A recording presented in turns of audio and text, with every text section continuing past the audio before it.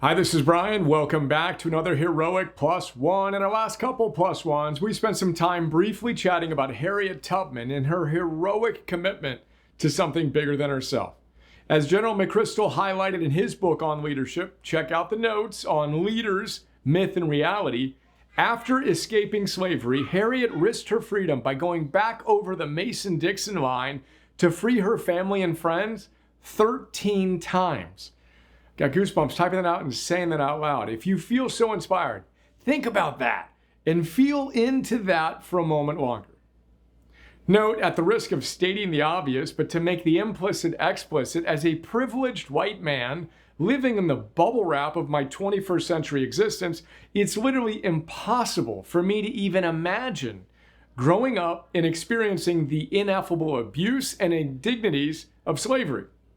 It's also impossible for me to imagine the courage it would take to escape, let alone to imagine the incredible love Harriet felt for her family and community to risk her freedom and life over and over and over and over and over and over and over and over and over and over and over and over and over again.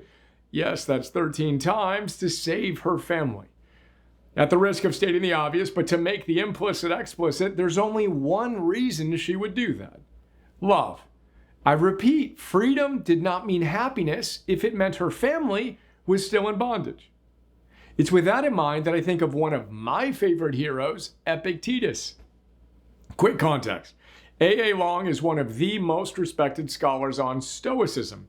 He's been a beloved professor at the University of California, Berkeley for 4 decades. And wrote a book on Epictetus and his wisdom called How to Be Free. In that book, he tells us, and I quote him, "This book presents an ancient Greek philosopher's take on freedom.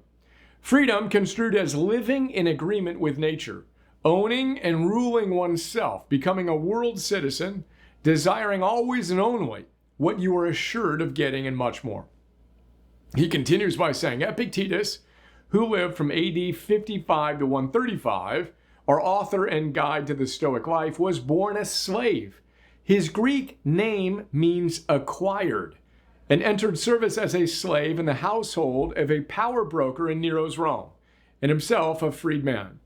By the time Epictetus publicly delivered his thoughts on freedom, he had enjoyed many years of manumission, but the experience of slavery left its mark on his philosophy through and through. And Long tells us, and I quote one more time, the first lesson of the Enchiridion, his handbook guide to Stoicism, insists that everything that is truly our own doing is naturally free, unimpeded, and unconstrained. Freedom, according to this notion, is neither legal status nor opportunity to move around at liberty.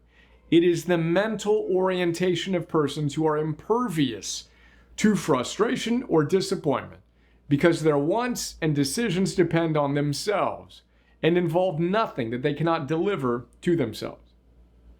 Note, one of the reasons I deeply admire Epictetus and feel such a kinship to him is the fact that although I wasn't born into slavery in the literal physical sense, obviously, I was born into a lower middle class family in which psychological slavery was dominant. My father's alcoholism and his father's alcoholism and suicide has deeply shaped my life. Breaking the bonds of that psychological slavery has been a big part of my life and is a big part of my life's mission to help create a world in which 51% of humanity is flourishing by the year 2051. So, today's plus one, I ask you again, who are your 2 favorite heroes? Why? What qualities do they embody? And most importantly, how can you embody those qualities and forge the strength for something bigger than yourself today? I repeat, freedom isn't free. We have countless anonymous human beings to thank for our physical and political freedoms. And we have countless human beings to thank for your psychological freedoms. Here's to doing the hard work to maintain our own psychological freedom, to flourish, while doing everything we can to help those less fortunate than us experience those same psychological freedoms as well. It's day one. We are all in. Let's create that world in which 51% of humanity is flourishing by the year 2051. Starting with you and me and all of us together today.